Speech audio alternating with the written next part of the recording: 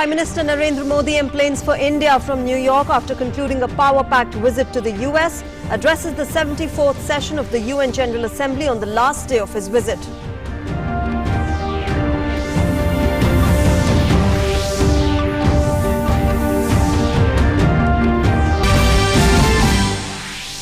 Prime Minister Modi at UNGA says we belong to a country that has given the world Buddha's message of peace and not war, urges the international community to stand against terrorism for the sake of humanity.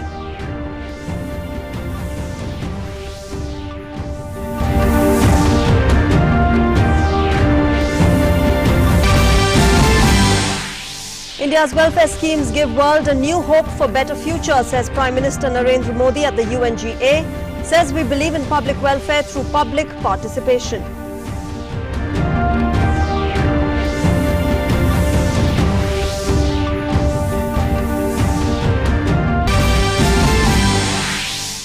Stating that global warming is increasing number and severity of natural disasters, PM Modi says India is one of the leading nations in the fight against climate change.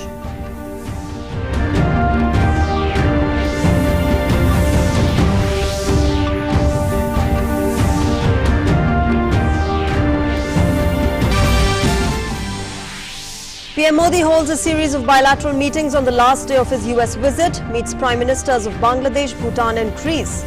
Also meets US Democrat leader Tulsi Gabbard.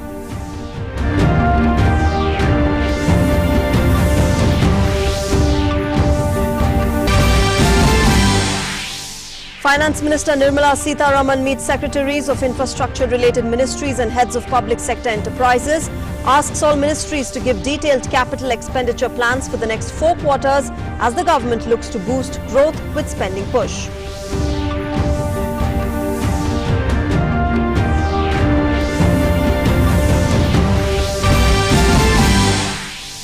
And in international news, presidential elections in Afghanistan today amidst threat by Taliban.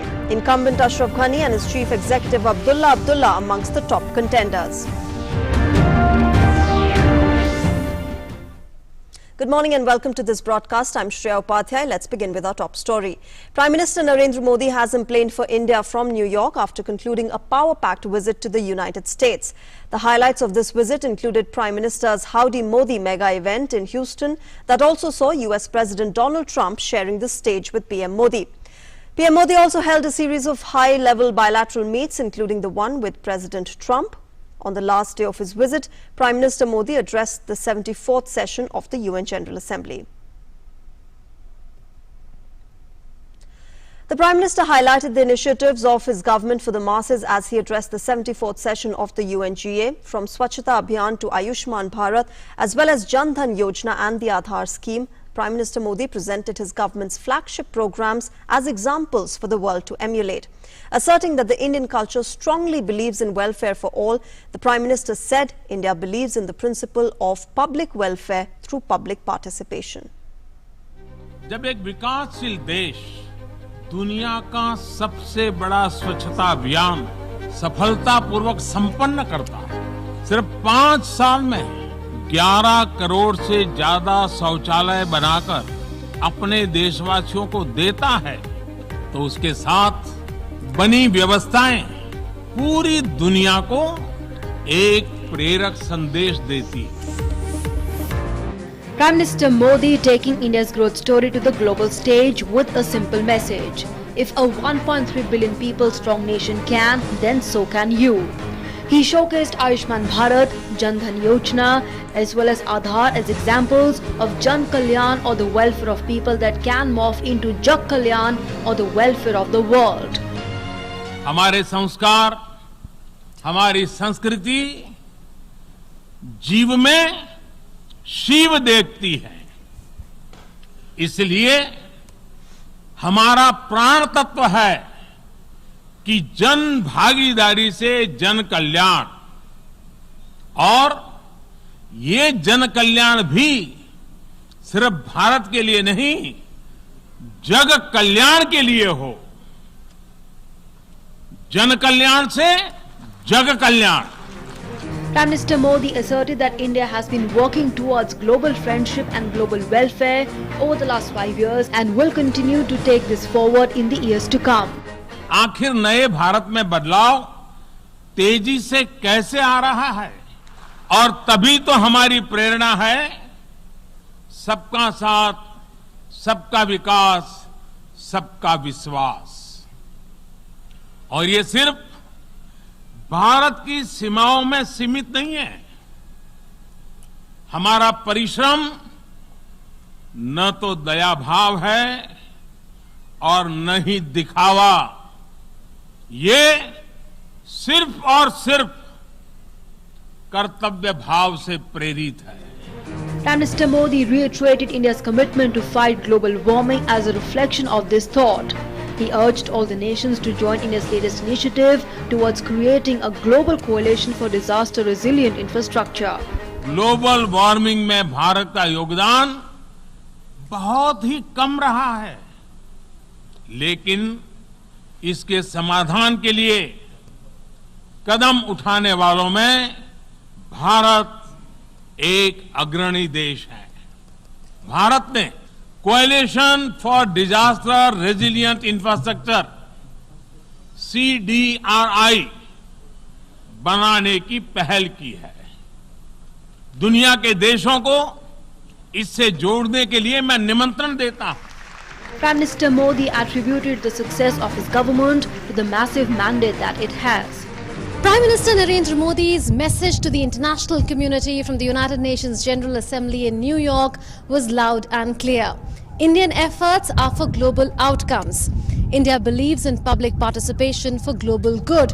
With cameraman Loknath in New York, Munun Bhattacharya for DD News and DD India.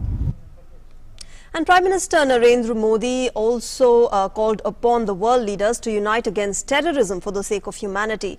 In his UNG address, Prime Minister Modi said that terrorism is one of the greatest challenges for humanity and the world should unite against it. He also stressed on reforms of multilateral global bodies to reflect the changing world scenario that has seen India emerge as a powerful force to reckon with.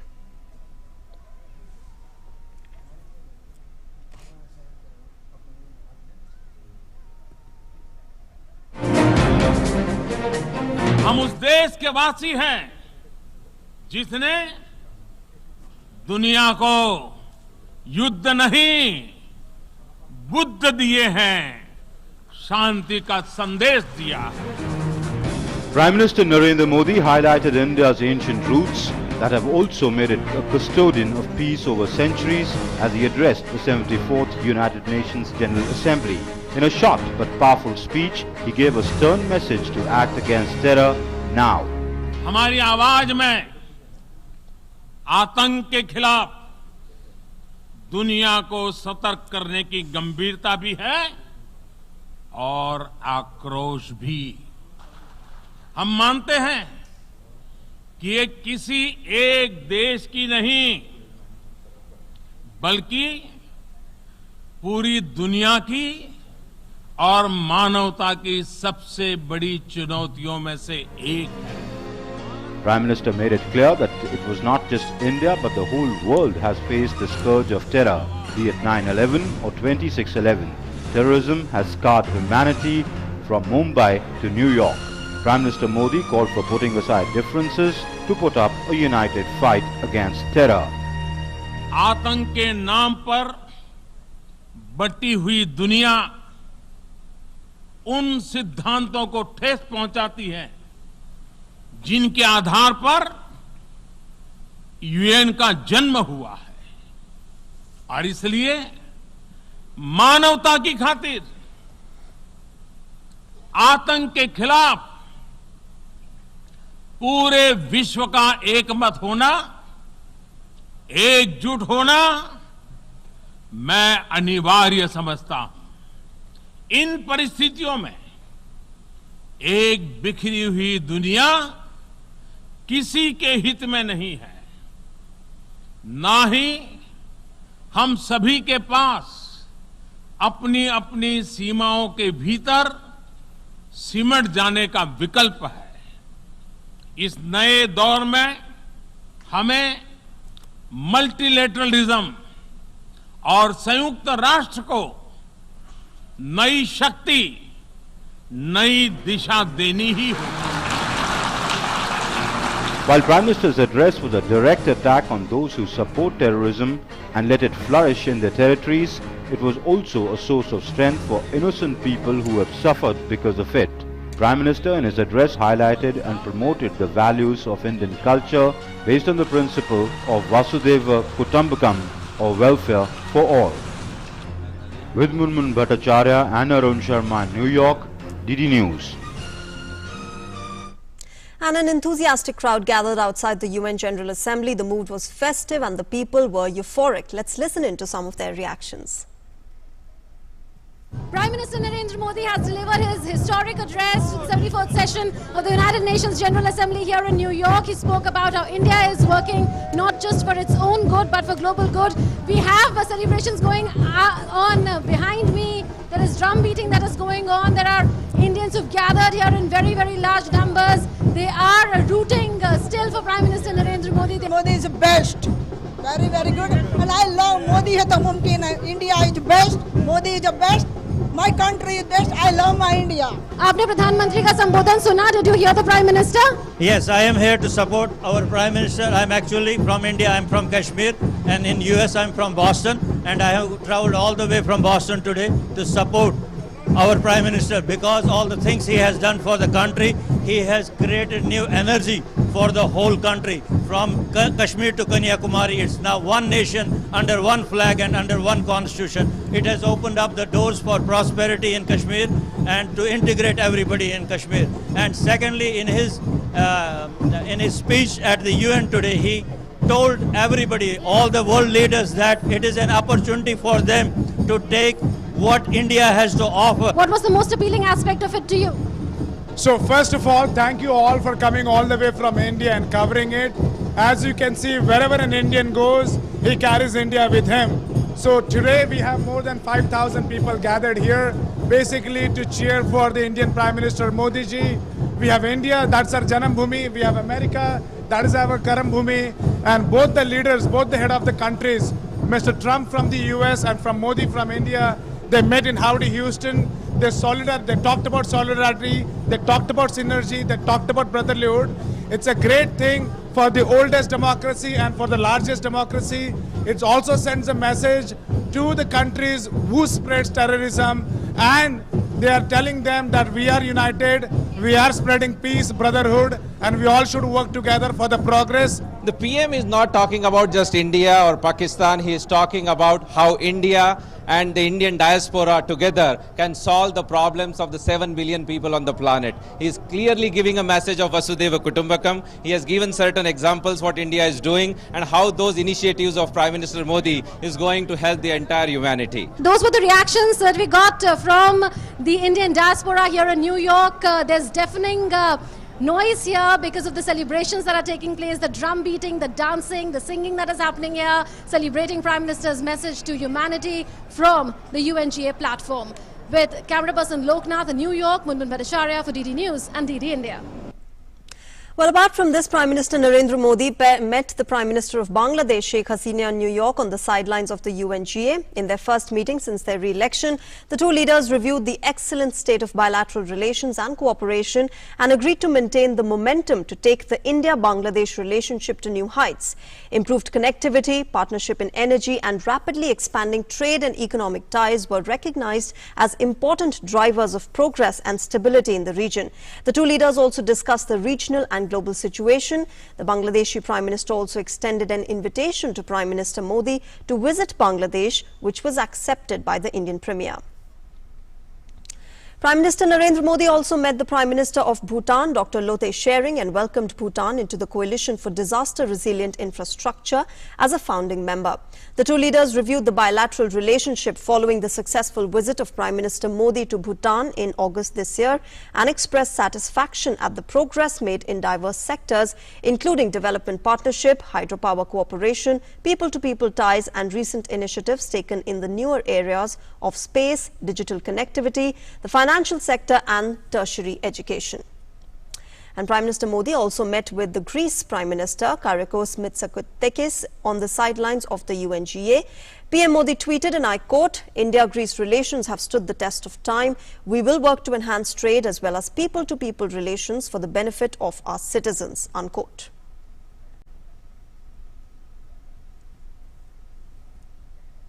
And on the last day of his week-long US visit, Prime Minister Modi met the expected Democratic Party presidential candidate Tulsi Gabbard. She met the Prime Minister on the sidelines of the UNGA. Earlier, in a video message, she expressed her desire to meet Prime Minister Modi. However, she could not be in attendance at the Howdy Modi event in Houston.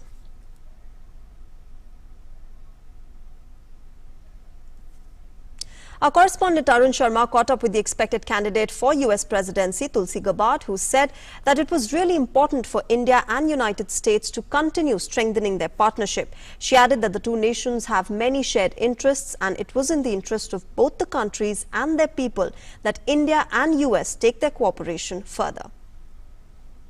Look at India-US relationship going forward from now, ma'am. I think it's really important that the world's oldest democracy and the world's largest democracy continue to remain focused on strengthening our partnership.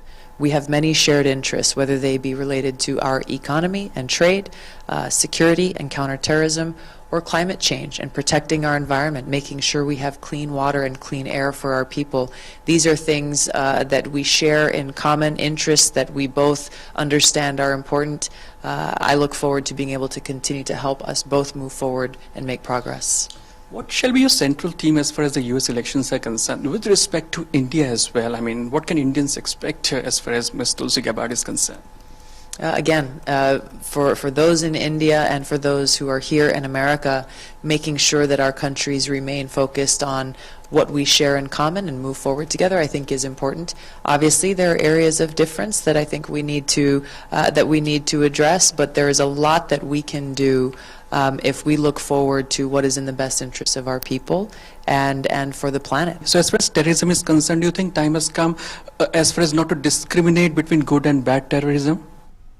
Look, I think counterterrorism and getting rid of this threat that's coming from terrorist groups like Al-Qaeda and ISIS is certainly in the interests of the United States, India, and should be the interest of every country in the world. This is something that we must come together in, both to defeat terrorist groups like Al-Qaeda, its offshoots and affiliates militarily, but also to defeat this exclusivist ideology that is fueling these terrorist groups to continue to conduct these acts. So how do you look at Prime Minister Narendra Modi's leadership as of now, as far as reforms being conducted there in India? I think it's important that we both of our countries continue to engage together in a way that crosses party lines, that transcends politics, and looks at what's in the interest of our people, our peace, and protecting our planet. And Prime Minister Narendra Modi expressed the gratitude to the people of United States for their warm hospitality. In a tweet, PM Modi said, and I quote, "I would like to express gratitude to the people of USA for the exceptional welcome, warmth and hospitality. I would also like to thank the President of US, Donald Trump, and other respected members of the American Congress and the government," unquote. PM further said, "Wherever I went, whoever I met, be it world leaders, industrialists or citizens from all walks of life, there is a great spirit of optimism towards India. There is also immense appreciation of India's efforts to improve sanitation, healthcare and empower the poor. Community Connect is at the heart of India-US relations. I will never forget the Howdy Modi program, made more special by the coming of President of US. That gesture showed how much he personally and USA values ties with India, as well as the role of our talented diaspora," unquote. Now back home, Union Finance Minister Nirmala Sitharaman on Friday asked all ministries to give detailed capital expenditure plans for the next 4 quarters as the government looks to boost growth with a spending push. Briefing media after holding a meeting with secretaries and financial advisors of key ministries in New Delhi, Sitharaman said the idea is to ensure that there are no dues pending for service providers. The idea here is to ensure that there are no outstanding dues for services or goods supplied, services received or goods supplied to different ministries. The minister also said that money should be released on priority basis to ongoing and newly germinated projects as the government looks to boost growth with spending push. the larger intention has been that money should go where people have been waiting for a long time. The other being, money should really get going into the ground, I mean literally get grounded, and the project should really get germinated and see progress within the next 4 quarters. The Finance Minister also said that there are no overdue payments or hitches with any of the ministries. My intention is to have government departments clear all the pending payments to whoever it should go. And all ministries are absolutely clear, they don't have any hitches. Union Sports Minister Kiran Rijiju participated in a plogging run in New Delhi ahead of Gandhi Jayanti. In a tweet, he said, and I quote, "We started the plogging run very early morning at 5:30 a.m. till 6:20 a.m. I enjoyed the productive moment with these amazing young boys and girls. You can do plogging run on 2nd of October within your localities. The Fit India movement must be a people's movement to make India fit and clean," unquote. In recently concluded assembly by-polls, BJP has retained the Hamirpur assembly seat in Uttar Pradesh. Its candidate Yuvraj Singh defeated his nearest rival of Samajwadi Party Manoj Prajapati by 17,771 votes. In Tripura, meanwhile, BJP has won the Badarghat assembly seat in the by-election.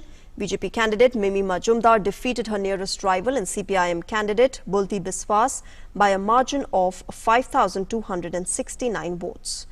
And in Chhattisgarh, Devti Karma of the Congress has won the Dantewada assembly seat, defeating her nearest rival Ojasvi Manvi of the BJP by a margin of 11,192 votes.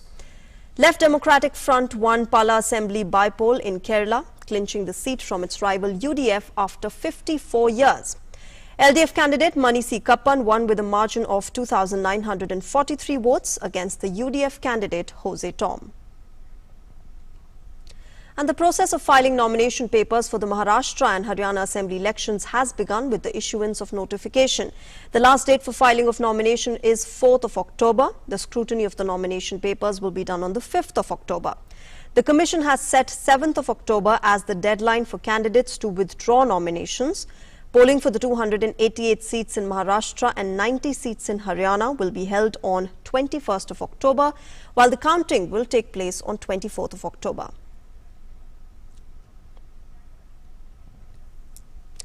Moments before Foreign Minister Sushma Swaraj suffered a fatal cardiac arrest and was taken to hospital, she had a light-hearted conversation with senior lawyer Harish Salve.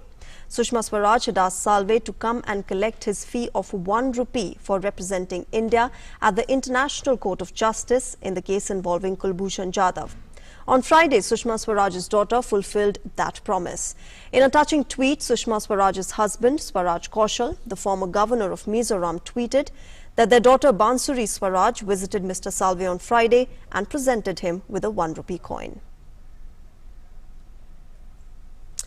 Fire safety was the top agenda at the celebration of the 5th Foundation Day of the Disaster Management Authority on 27th of September. Senior officials of the NDMA and several current and retired officials associated with fire safety attended the discussions on the occasion. Principal Secretary to the Prime Minister, P.K. Mishra, called for a re-look at the guidelines of fire hazards. Here's a report on it.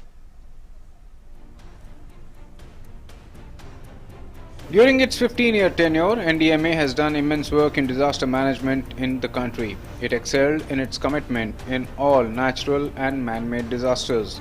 Fire safety was in focus on MDA's Foundation Day. Principal Secretary to the Prime Minister, P.K. Mishra, said that NDMA needs to concentrate more on vulnerable areas of society in disaster relief.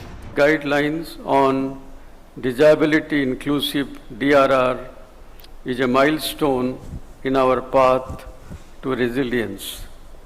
It delivers on our Prime Minister's vision of Sabka Saath, Sabka Vikas and strives to make our risk reduction initiatives more inclusive by addressing the needs of one of the most vulnerable sections of our society.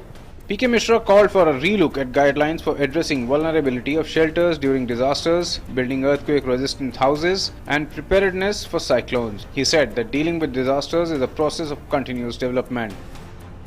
A word of caution here. risk reduction is an ever-evolving process, and there will always be a need for improvement. NDMA should continuously work to further improve its processes and interventions. Emphasizing on fire safety, Principal Secretary to the Prime Minister said that special attention needs to be given to fire accidents in chemical and industrial sectors. Calling for the use of new technology in firefighting, he said that civil defense volunteers and community cooperation have a bigger role in dealing with such mishaps. We should seriously consider upgrading our fire services in a manner that firefighters become the first responders in case of any disaster or emergency after the affected community itself. Of course, in case of any such disaster, as you know, the community itself is the first responder, not only in our country but in developed countries also. The Disaster Management Authority (NDMA) was established in 2005. Its objective is to coordinate between various agencies to deal with all types of natural and man-made disasters. This department aims to strengthen disaster relief work with new technology and workforce by updating guidelines for disaster control from time to time. With inputs from Ajay Vikram Singh, Bureau Report, DD News. Let's now take a look at the weather updates from across the country.